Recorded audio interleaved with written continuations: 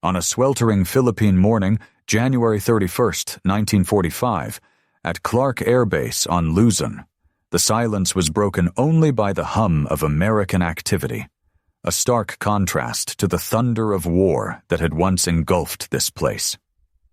Major Frank T. McCoy, a man whose career had been forged in the crucible of aerial intelligence, felt an unusual tremor in his hands as he meticulously framed a photograph. His subject, an intact Mitsubishi G4M Betty bomber, tail number 76312, its surfaces gleaming with an almost unsettling perfection in the tropical sun. He murmured, perhaps to himself, perhaps to the silent steel, "This cannot be their standard design. No Air Force would build bombers this way." The aircraft, a colossal cigar of metal, stretched nearly 20 meters from its distinctive pointed nose to its broad, rounded tail, resting heavily on its tricycle landing gear. Its vast 25-meter wingspan showed no visible scars of battle. The powerful 1,500 horsepower, 14-cylinder radial engines on each wing appeared utterly pristine. This was no salvaged wreck, no patchwork repair of a damaged craft. This was a complete, operational bomber, seemingly abandoned in haste by its crew amidst the relentless American advance across the Pacific. Yet, it was not the Betty's flawless exterior that held McCoy utterly captive, nor its imposing size. What truly fixated the commander of the Technical Air Intelligence Unit, Southwest Pacific, and what would soon send shockwaves through Allied strategic thinking, was a horrifying secret concealed beneath its polished skin. Driven by a veteran's intuition, McCoy ordered the inspection panels on the wings opened. What he discovered within was a revelation so stark, so utterly alien to Western aviation doctrine, that it would forever alter American understanding of Japanese military philosophy. The fuel tanks, the very arteries of the aircraft's operation, lay completely exposed. There was no self-sealing rubber compound, no thick armor plating, no intricate fire suppression systems, no protective coatings of any kind. Just thin, flimsy aluminum skin, perhaps barely 2 millimeters thick, a fragile barrier separating thousands of liters of highly volatile, high-octane aviation fuel from the ravages of enemy machine gun fire. Major McCoy had spent years traversing the Pacific, examining the twisted, burnt remnants of dozens of crashed Japanese aircraft, piecing together the enemy's technological secrets. But nothing had prepared him for the chilling simplicity of this moment. This single, pristine bomber, left behind during the American liberation of Clark Field, would lay bare a design philosophy so fundamentally different, so ruthlessly pragmatic, that it would take months for Allied analysts to fully comprehend its profound implications. The raw mathematics of this shocking discovery would force a radical reshaping of American tactical doctrine and even influence aircraft design for the remainder of the war. Every ingrained assumption American pilots held about enemy capabilities, about the price Japanese engineers were willing to pay for performance, about the value imperial forces placed on the lives of their crews, all of it was about to be systematically, brutally demolished by the evidence contained within this one, perfect example of Japan's most vital land-based bomber. The long, fateful journey to this sobering revelation had begun 4 years earlier, under a different sun, with a very different kind of thunder. On the morning of December 8, 1941, as smoke still billowed from the ravaged battleships at Pearl Harbor thousands of miles away, a massive formation of 82 G4M bombers, alongside 26 older G3M Nell bombers, roared into the tropical sky from their bases on Formosa. Their target was Clark Field itself, the crown jewel of American air power in the Philippines, a strategic stronghold that stood squarely in the path of Japan's audacious expansionist plans. The attack achieved absolute tactical surprise, a masterstroke of precision and timing. Arriving at precisely 12:35 in the afternoon, The Japanese formation flew at an unassailable altitude of 2,000 feet, effortlessly beyond the reach of the archaic American anti-aircraft guns. From this serene height, 27 bombers from the initial wave unleashed a devastating hail of 636 bombs, scything across Clark Field's runways, hangars, and vital facilities.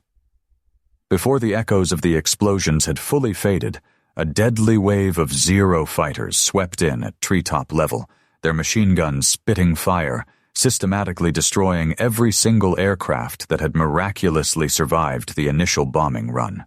Of the 17 B-17 flying fortresses caught on the ground, 12 were obliterated outright. Nearly every P-40 Warhawk fighter, the backbone of American air defense in the region, was swiftly reduced to burning wreckage. In a mere 45 minutes, American air power in the Philippines had been effectively, brutally, and almost entirely eliminated. Lieutenant James Harrington, one of the precious few American pilots to survive the onslaught, watched the unfolding horror from the dubious safety of a bomb shelter, his heart pounding a frantic rhythm against his ribs. As the Japanese formation, now a distant, triumphant specks against the northern sky, withdrew, he later scribbled in his combat report. What struck me was how they came in. Perfect formation, high altitude, totally beyond our reach. Then the fighters dropped down and tore us apart. We couldn't get a single plane airborne, but the Betty bombers themselves had departed untouched. The handful of American fighters that somehow managed to get airborne arrived tragically late, finding only an empty, mocking sky. The Japanese had not only delivered a crushing blow, they had demonstrated their bombers' exceptional, unprecedented range, striking from bases 460 miles away, a feat of aerial endurance that no American bomber could even hope to match at that nascent stage of the war.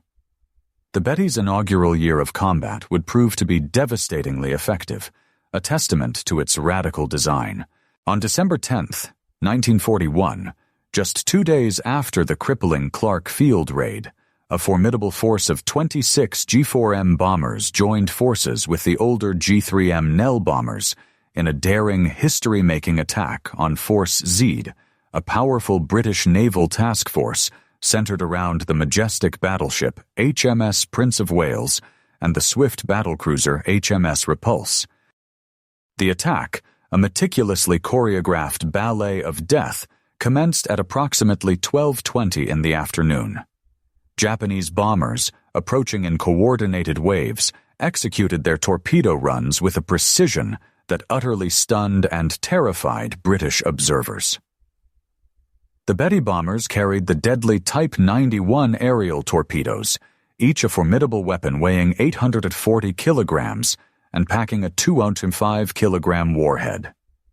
These torpedoes were ingeniously designed specifically for shallow water operations, capable of running at depths that could strike even large ships in coastal waters. The torpedo attacks focused relentlessly on the 2 British capital ships, achieving a devastating accuracy that would resonate through naval history.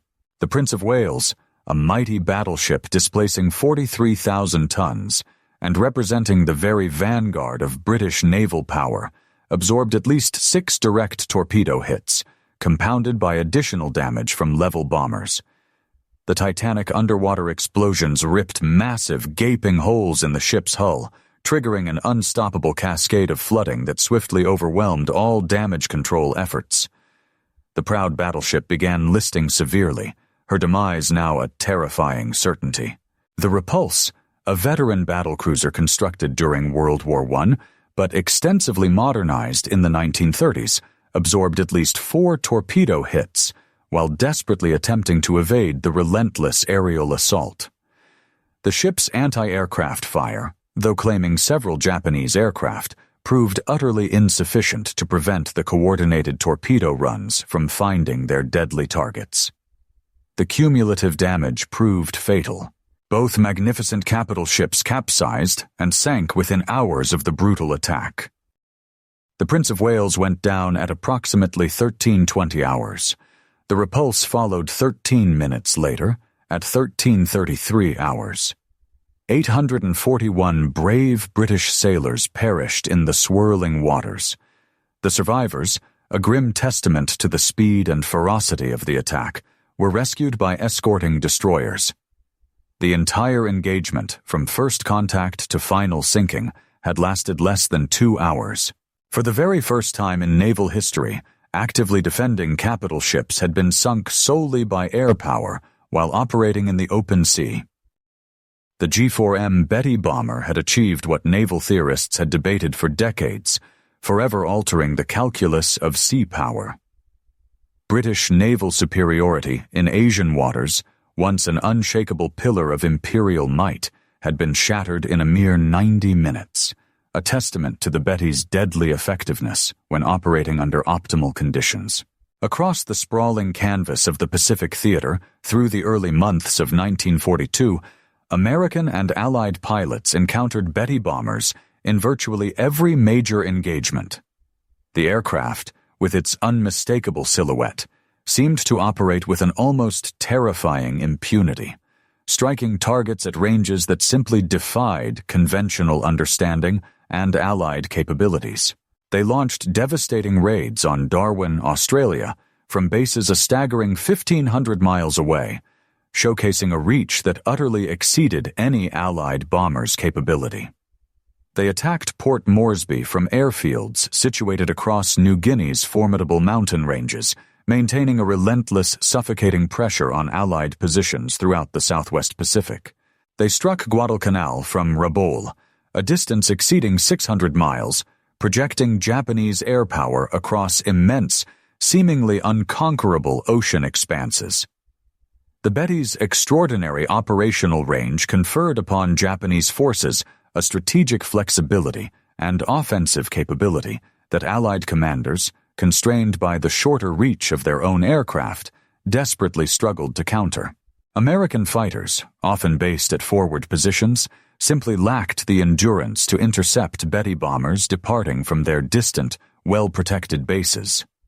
Consequently, Allied airfields found themselves under constant, debilitating attack from Japanese bases that were themselves beyond the striking range of Allied retaliation. This profound asymmetry in bomber capability meant that Japanese forces could attack almost at will, dictating the terms of engagement, while Allied forces struggled merely to retaliate effectively or even adequately defend their positions. This critical advantage, born of radical design, persisted through the first 6 months of the war, a period of relentless Japanese expansion and Allied retreat. Betty bombers participated in virtually every major Japanese offensive operation across the vast expanse of the Pacific and Southeast Asia. They struck targets with devastating efficiency in the Philippines, Malaya, the Netherlands East Indies, New Guinea, and the Solomon Islands. They provided indispensable support to naval operations throughout the theater, acting as the long arm of the Imperial Navy. They performed crucial reconnaissance missions that far exceeded the range of any Allied aircraft, providing invaluable intelligence. The Betty, in these early, triumphant months, became the very symbol of Japanese air power's incredible reach, its terrifying effectiveness, and its seemingly unstoppable momentum. But this formidable advantage, so crucial to Japan's early successes, depended entirely on one critical, unspoken assumption: limited Allied fighter opposition.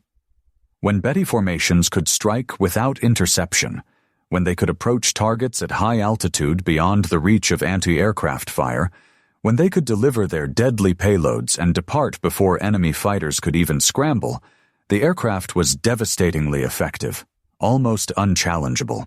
These were precisely the conditions that characterized operations during the first half of 1942, a period when Allied air strength remained woefully limited, dispersed, and struggling to recover from the initial Japanese blows. By mid-1942, however, the tactical picture began to undergo a grim, inexorable transformation. As American fighter strength steadily increased, as the agile but less powerful Wildcat fighters gave way to the more formidable and capable Hellcats and Corsairs, as pilot training improved and as tactical doctrine evolved to counter Japanese strengths, Betty crews began reporting a disturbing and accelerating trend of losses. The shift from dominance to desperate vulnerability became undeniably clear on August 8, 1942. On that fateful day, 23 G4M bombers from the elite 4th Air Group departed Rabaul, their mission to attack American positions on the vital island of Guadalcanal. American fighters, now operating from the nascent Henderson Field, intercepted the formation with lethal precision over Savo Island, a name that would soon become synonymous with fierce naval and aerial combat. In the ensuing engagement, a brutal, one-sided aerial massacre, 18 of the 23 Betty bombers were summarily shot down. Approximately 120 Japanese aviators perished in what would be recorded as the single worst G4M loss during the entire Guadalcanal campaign, a devastating blow to Japanese morale and operational strength. Fighter pilots, both American and Allied, reported the same chilling observation across every engagement. The Betty exploded into infernos with minimal hits. 2 or 3 well-placed rounds anywhere along the fuselage or wings, in areas that would merely wound a more robust aircraft, produced catastrophic results. The aircraft quickly earned a series of grim, morbid nicknames that spread like wildfire through American squadrons, a testament to its terrifying fragility. Flying Cigar, they called it, referencing its distinctive shape, One Shot Lighter, and Flying Zippo, all mocking, yet accurate references to the Betty's horrifying tendency to bloom into an instant, raging fireball from even minor battle damage. By October 1942, when Lieutenant Commander John Thomas Blackburn arrived at Guadalcanal, commanding VF-17A and flying the formidable F-4U Corsairs, the Betty's fearsome reputation had utterly transformed. No longer an invincible symbol of Japanese aerial might, it had become a known, exploitable weakness. "First time we caught a Betty formation, we couldn't believe how easy they went down," Blackburn later reported, the surprise still evident in his voice. "Hit them anywhere along the fuselage or wings and they'd explode. We actively hunted them, recognizing them as among the most vulnerable targets in Pacific skies." The hunters had become the hunted. But the true, underlying extent of the Betty's catastrophic vulnerability, the precise engineering decisions that had rendered such horrifying losses inevitable, would not be fully understood until American forces began to capture intact examples of the aircraft for detailed, scientific examination. The first significant intelligence breakthrough came in November 1942, when Australian forces, fighting with tenacious courage, overran Japanese airfields at Buna in Papua New Guinea. Among the abandoned aircraft, technical air intelligence units discovered several Betty bombers with varying levels of damage. Initial examinations of these relatively intact aircraft confirmed, with chilling clarity, what pilots had reported in their often frantic combat debriefs. The fuel tanks had absolutely no protection whatsoever. Aeronautical engineers with the Allied Technical Air Intelligence Unit, Southwest Pacific, immediately commenced the first detailed, systematic analysis. The wing access panels, once opened, revealed the stark truth. Fuel cells crafted from thin aluminum construction, utterly devoid of any rubber sealant layer, lacking any protective coating, and completely bereft of any active fire suppression systems.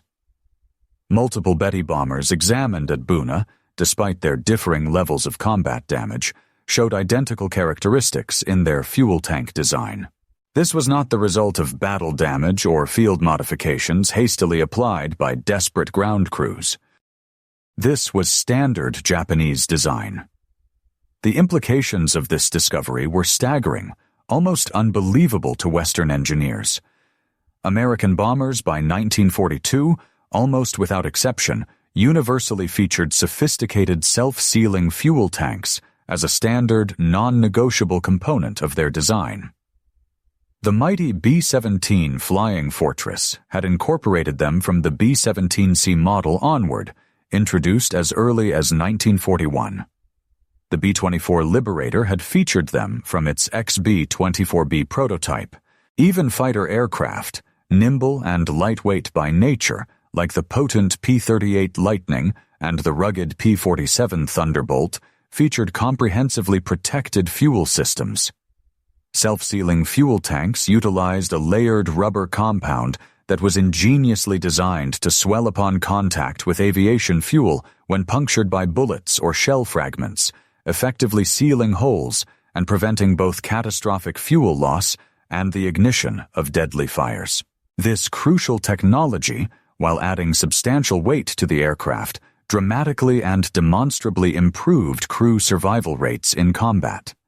American military doctrine, born of a different ethos, considered this weight penalty not merely acceptable, but absolutely essential and non-negotiable for the preservation of its highly trained air crews.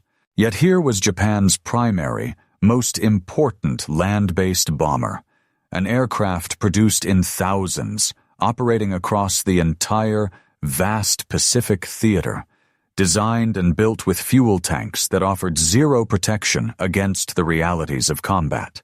The weight saved by ruthlessly eliminating self-sealing systems, armor plating around the vital fuel cells, and fire suppression equipment was immediately and shockingly apparent to the Allied engineers. But the cost in human lives, in the brave Japanese crews who flew these death traps, was becoming equally, tragically obvious in the loss statistics that mounted with every engagement, every flaming wreck.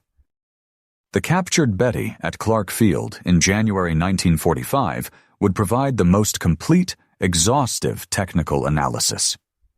Major McCoy and his dedicated team spent an intense 3 weeks meticulously dismantling, documenting, and analyzing every single system of the intact bomber.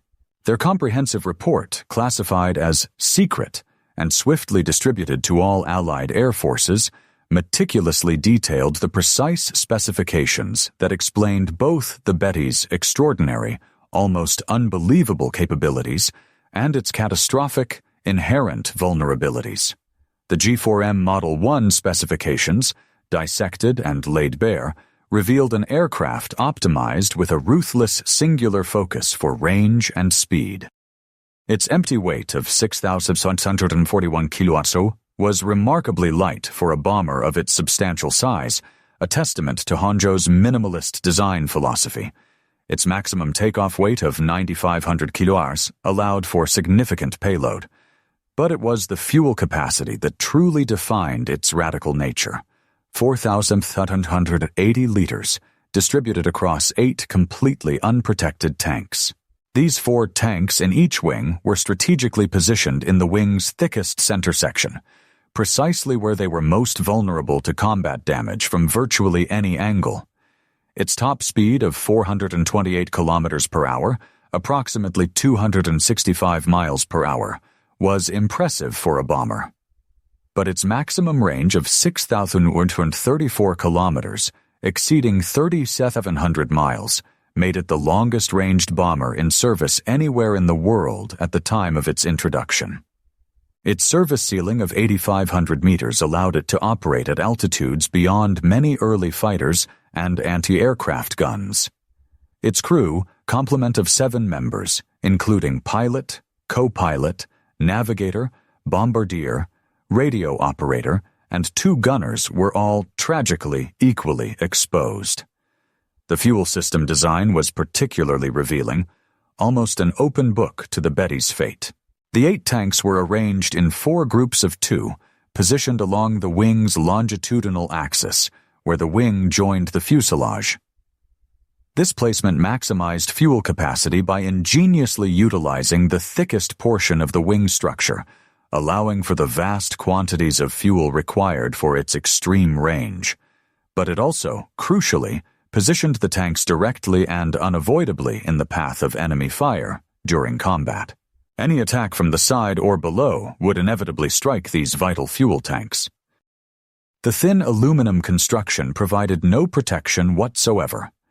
The complete absence of self-sealing compounds meant that even small caliber punctures, the kind that a B-17 or B-25 might shrug off with minor leakage, would leak fuel continuously, turning the aircraft into a flying tinderbox. American engineers meticulously calculated that the weight saved by eliminating these crucial protection systems, self-sealing tanks, armor around fuel cells, fire suppression exceeded 500 kilograms per aircraft. This substantial weight savings translated directly into additional fuel capacity and the extended range that the Japanese Navy so desperately craved. But the cost in vulnerability was equally terrifyingly calculable. Combat reports, now corroborated by detailed engineering analysis, showed that Betty bombers hit anywhere in the wing area exploded with near certainty. The unprotected tanks created what engineers termed a critical failure point, a single, indispensable system whose destruction almost guaranteed the loss of the entire aircraft and its crew. These cold, hard numbers told the profound, tragic story of design choices made almost a decade earlier, in September 1937, when the Japanese Navy issued the stringent, almost impossible requirements that would define the G4M's entire existence. They demanded a top speed of 398 kilometers per hour, a cruising altitude of 3,000 meters, and a truly unprecedented range of 4,522 kilometers unloaded, or 3,700 kilometers, while carrying a substantial 800 kilograms of bombs or torpedoes. These almost impossibly demanding requirements were a direct reflection of Japanese naval strategy in the late 1930s. Japan's burgeoning empire stretched across vast oceanic distances, its new territories and strategic objectives separated by thousands of kilometers of unforgiving water. The Navy desperately needed bombers capable of striking enemy positions far beyond the relatively limited range of carrier-based aircraft, bombers that could operate from land bases to support naval operations across the entire, immense theater of the Pacific. Existing Japanese bombers, like the then-current G4M Nell, fell far short of these visionary requirements, with a maximum range of approximately 3,000 kilometers. American bombers, such as the early variants of the B-17, had even more limited ranges. No bomber in service anywhere in the world in 1937 could strike targets at the truly immense distances Japanese planners envisioned for their future conflicts. The Navy's requirements were not arbitrary whims. They were meticulously calculated based on the vast distances Japanese forces would need to cover in any future Pacific conflict. From Formosa to the Philippines, 460 miles. From Rabaul to Guadalcanal, 600 miles. From the Japanese home islands to potential targets across the sprawling Pacific, thousands of miles. The bomber that could meet these astonishing requirements would bestow upon Japan a strategic reach and offensive capability that no other nation on Earth possessed. A weapon to project power across an unparalleled oceanic expanse. But these demanding requirements also reflected a series of fundamental, ultimately catastrophic assumptions about future warfare that would prove profoundly, tragically wrong. Japanese planners, perhaps blinded by their early successes and a rigid adherence to offensive doctrine, assumed that the sheer element of surprise and the maintenance of aggressive initiative would provide sufficient protection for their long-range bombers.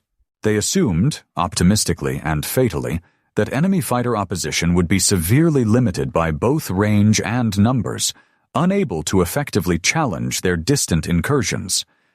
They assumed, perhaps most dangerously of all, that any future war would be decided quickly, decisively, before enemy industrial capacity could fully mobilize and generate overwhelming, insurmountable force.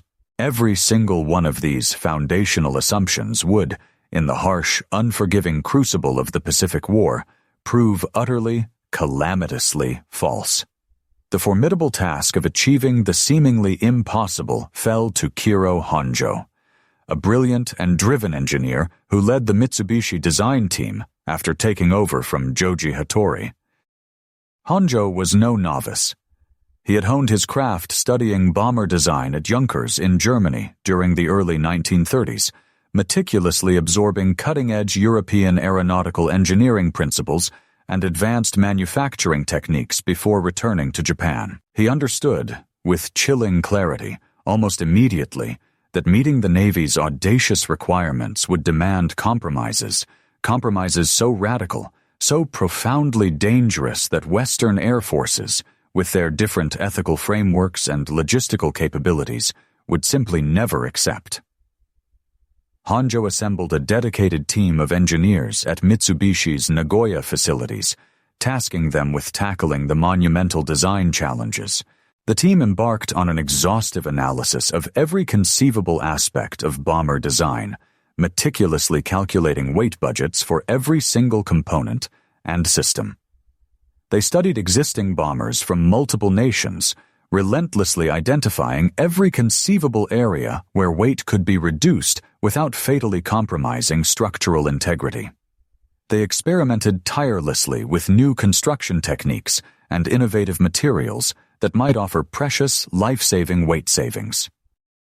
The underlying mathematics were brutally simple, unforgiving in their logic. To achieve the required, unprecedented range, the aircraft needed a massive, almost unheard-of fuel capacity. Each liter of aviation fuel weighed approximately 0.8 kilograms. A colossal 4,780 liters of fuel translated to approximately 3,800 kilograms of pure fuel weight at full load, a staggering burden. To achieve the required speed with this immense fuel load, the aircraft needed minimal empty weight. Every single kilogram added to the empty weight reduced either the critical range or the vital payload capacity. These two fundamental requirements, extreme range, portion fuel, and minimal empty weight, existed in direct, irreconcilable opposition. Fuel was heavy, and crucially, protection systems were heavy. Armor plating, weighing hundreds of kilograms, would be absolutely required to protect crew positions, vital engines, and critical control systems. Self-sealing fuel tanks, while essential for survivability, added substantial weight through their complex rubber compounds and the additional structural reinforcement required to house them. Fire suppression systems added weight. Redundant safety measures, standard in Western designs, added even more weight. The cumulative weight of adequate protection, the engineers calculated with chilling certainty, would fatally prevent the Betty from ever achieving the required, non-negotiable performance specifications. It was then that Honjo made the fateful decision, the single choice that would define the G4M throughout its entire, bloody service life. A choice that would send thousands of men to their fiery deaths. Protection would be sacrificed for performance. The fuel tanks would be constructed of unprotected aluminum, utterly devoid of self-sealing compounds. There would be no armor plating around the fuel cells, no advanced fire suppression systems beyond basic, inadequate handheld fire extinguishers, no redundant safety measures. Every single kilogram saved, every gram shaved off the design, would be ruthlessly invested in maximizing fuel capacity, extending range, and achieving the Japanese Navy's demanding performance specifications. The decision was not made lightly. Honjo was no fool. He understood the immense risks. His team meticulously calculated the precise vulnerabilities that unprotected fuel tanks would inevitably create. They knew, with cold, hard certainty, that combat damage to the wings would almost certainly prove catastrophic. But they also knew, with equal certainty, that the Navy's almost impossible requirements simply could not be met any other way with the available technology and materials of the late 1930s. The stark, binary choice was between an aircraft that met performance specifications with known, profound vulnerabilities, or an aircraft that utterly failed to meet the requirements but offered better protection. The Navy had demanded performance above all else. Honjo, a brilliant but ultimately constrained engineer, delivered performance. The first G4M prototype took to the skies on October 23, 1939, a sleek, powerful machine that met every single performance requirement the Navy had specified, and then some. Its speed exceeded expectations. Its range surpassed even the most optimistic projections. Its payload capacity fully satisfied operational needs. The bomber swiftly entered production as the Navy Type 1 attack bomber, with Mitsubishi building the aircraft at its sprawling plants in Nagoya. Initial production models, designated G4M Model 1, began reaching operational units of the Imperial Japanese Navy in April 1941. By December 1941, approximately 180 G4Ms were in active service, forming the formidable backbone of Japanese land-based air power throughout the vast Pacific War. The Betty's combat debut, the crushing raids on Clark Field, and the spectacular history-making sinking of Force Z dramatically demonstrated the chilling wisdom of Honjo's design priorities under the specific early conditions of 1942. When facing limited opposition, when achieving complete tactical surprise, when operating far beyond the range of enemy fighters, the Betty was, indeed, devastatingly effective, an unparalleled weapon of war. Its extreme range allowed strikes from bases that enemies considered impregnable and safe.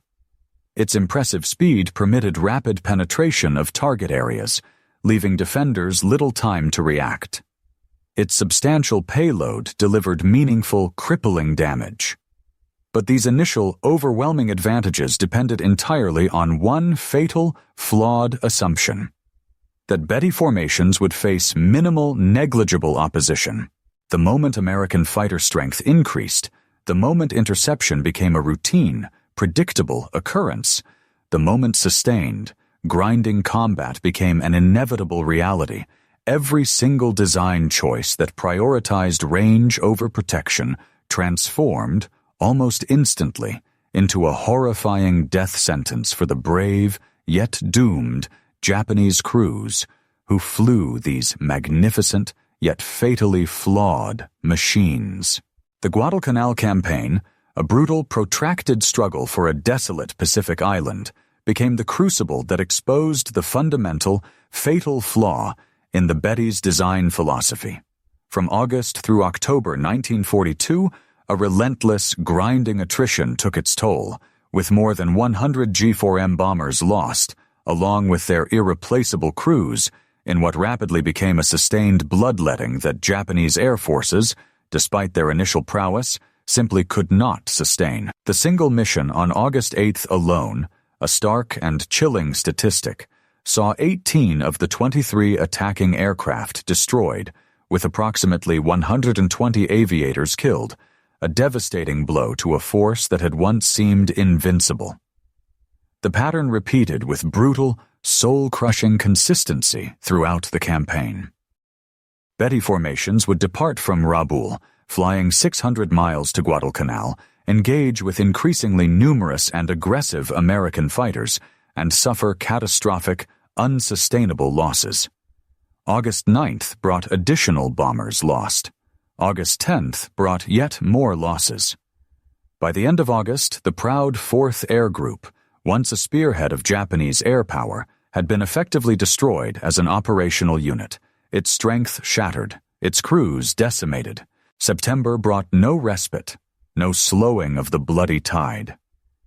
Betty formations continued their desperate, costly strikes against American positions at Guadalcanal, and American fighters, now operating with increasing confidence and skill from Henderson Field, continued destroying them in overwhelming, disproportionate numbers.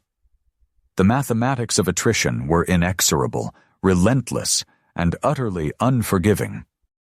Japanese forces desperately needed to strike American positions to contest control of the island, a strategic linchpin in the Pacific.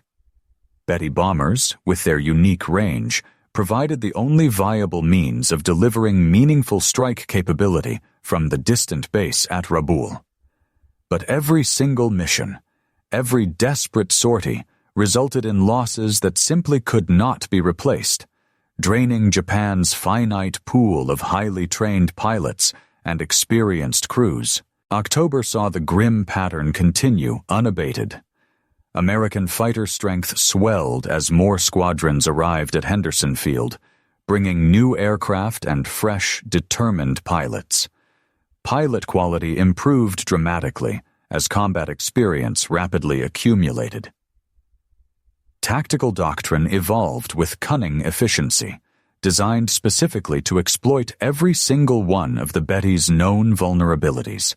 Japanese losses accelerated even as the number of bombers available for missions declined, a vicious cycle of attrition.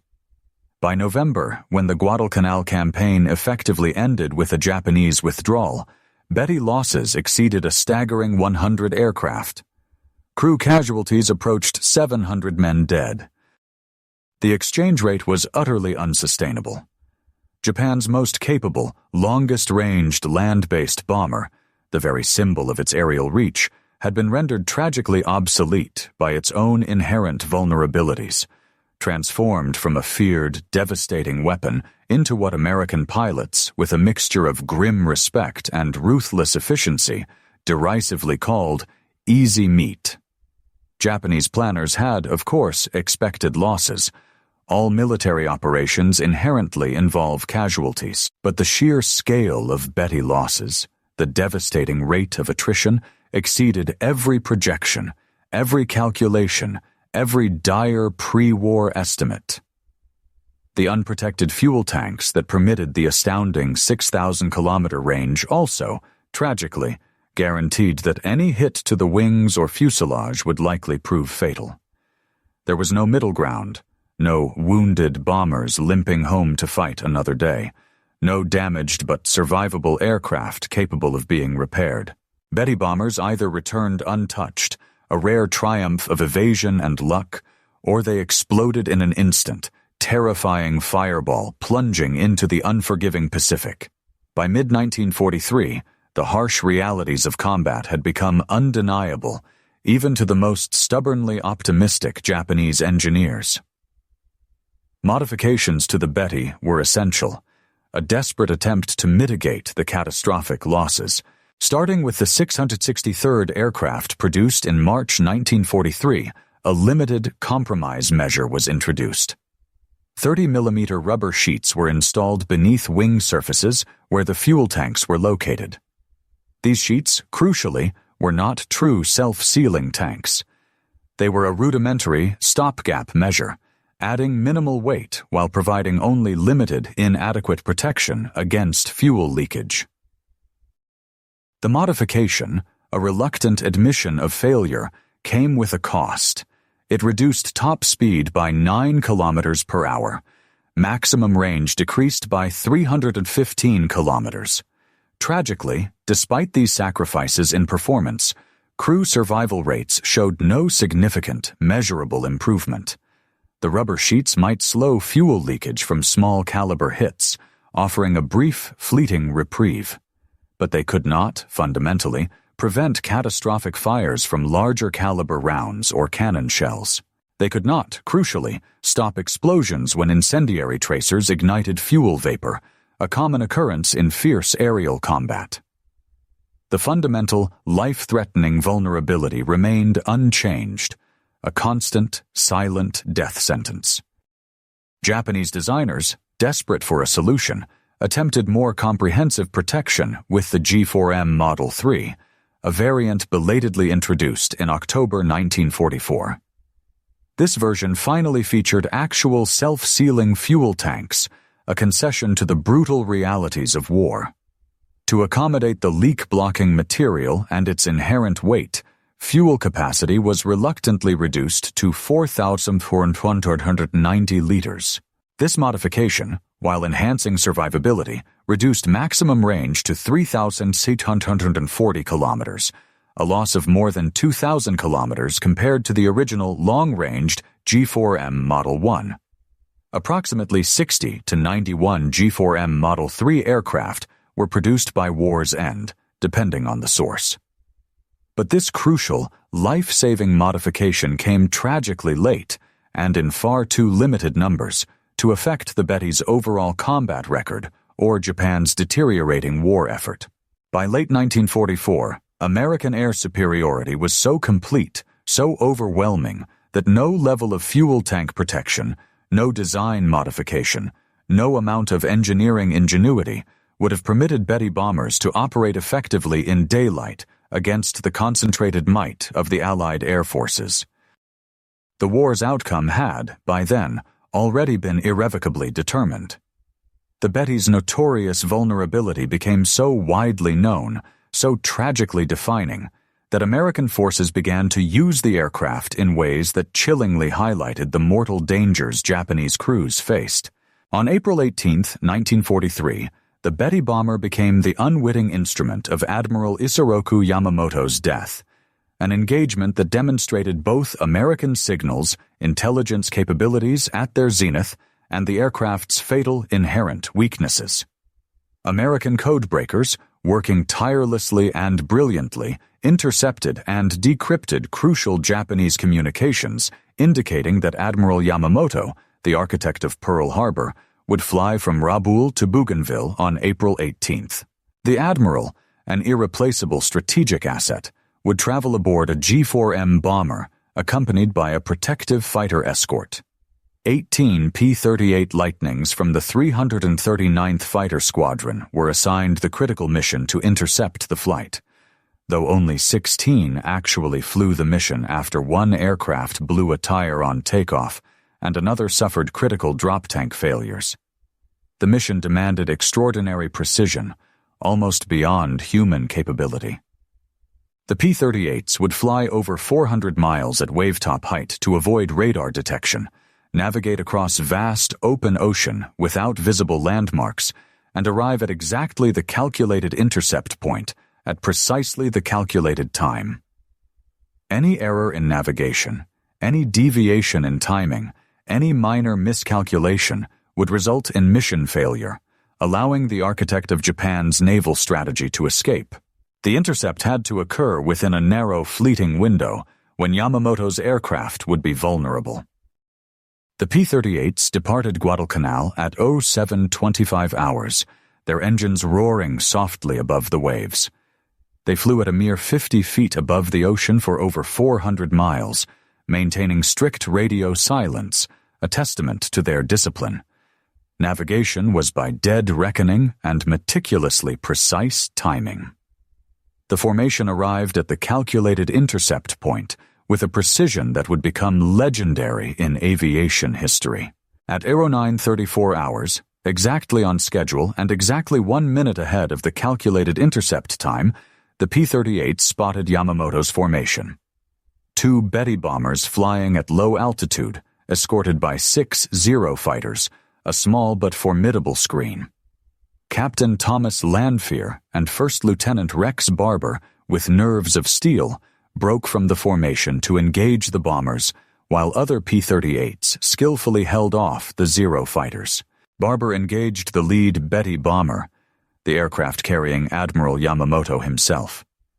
The bomber took hits to the wing area, precisely where the unprotected fuel tanks were located. The aircraft, true to its grim reputation, exploded instantly in flames and crashed violently into the dense jungle below. Yamamoto's body was recovered the following day. He had been killed by injuries sustained during the catastrophic crash. The second Betty bomber also crashed, killing all aboard. The operation demonstrated multiple aspects of Allied superiority. American signals intelligence had flawlessly intercepted and decoded complex Japanese communications. American planning had calculated intercept timing with 1-minute precision over 400 miles of ocean. American fighters had executed the mission flawlessly, despite extraordinary navigation challenges. And the Betty bomber's inherent vulnerabilities had tragically guaranteed that successful interception would be fatal. There was no possibility of Yamamoto's bomber surviving once it came under attack. The unprotected fuel tanks ensured that any damage, however minor, would be catastrophic, transforming the aircraft into a funeral pyre. The Betty's vulnerability reached its most dramatic and perhaps most futile demonstration on March 21, 1945. 18 G4M bombers took off from Kanoya Air Base, each carrying an MXY-7 Oka rocket bomb beneath its fuselage. The Oka, a terrifying weapon, was a piloted, rocket-powered aircraft with a 1,200-kilogram warhead, designed solely for kamikaze attacks against American ships. The mission required the Betty bombers to fly within 20 kilometers of their targets before releasing the Oka aircraft. The Oka pilot would then ignite the rocket motor and dive at speeds exceeding 650 kilometers per hour toward American ships, a desperate one-way journey. The warhead's massive 1,200 kilograms of explosives would undoubtedly destroy any vessel it struck.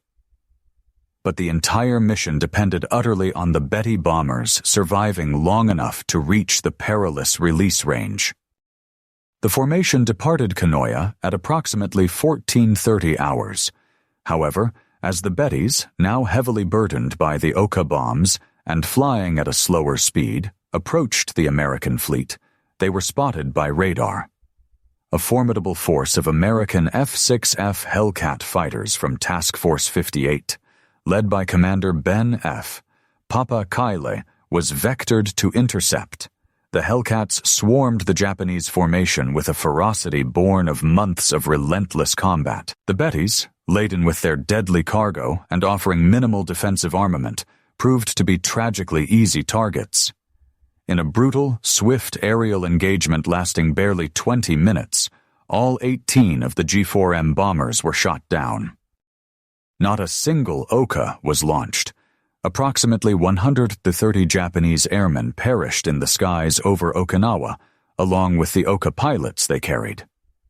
The operation, a desperate gamble by the Imperial Japanese Navy, became a devastating, complete failure, a stark and tragic testament to the Betty's inherent vulnerability when pitted against overwhelming modern fighter opposition.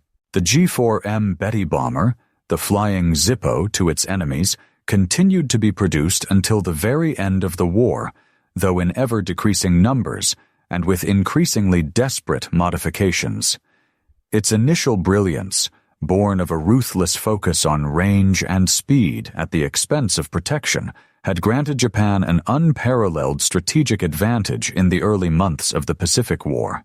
It sank battleships, projected power across immense distances, and shattered Allied assumptions about aerial warfare. But this advantage was fleeting, built on a foundation of ultimately unsustainable compromises. As Allied air power grew in strength and sophistication, as American fighters improved in performance and their pilots gained invaluable combat experience, the Betty's inherent vulnerabilities became its fatal undoing. The very design choices that had once made it formidable, the unprotected fuel tanks, the minimal armor transformed it into a death trap. Thousands of brave Japanese airmen, ordered to fly these magnificent but fatally flawed machines, paid the ultimate price for a design philosophy that prioritized offensive capability above all else, even the lives of its own crews. Major Frank T. McCoy's chilling discovery at Clark Air Base in January 1945, the site of those exposed fuel tanks, merely confirmed what the brutal statistics of the Pacific War had already tragically demonstrated. The Mitsubishi G4M Betty bomber, a marvel of early wartime engineering, was also one of its deadliest, most unforgiving paradoxes, a long-ranged spearhead that carried within its very design the seeds of its own fiery destruction.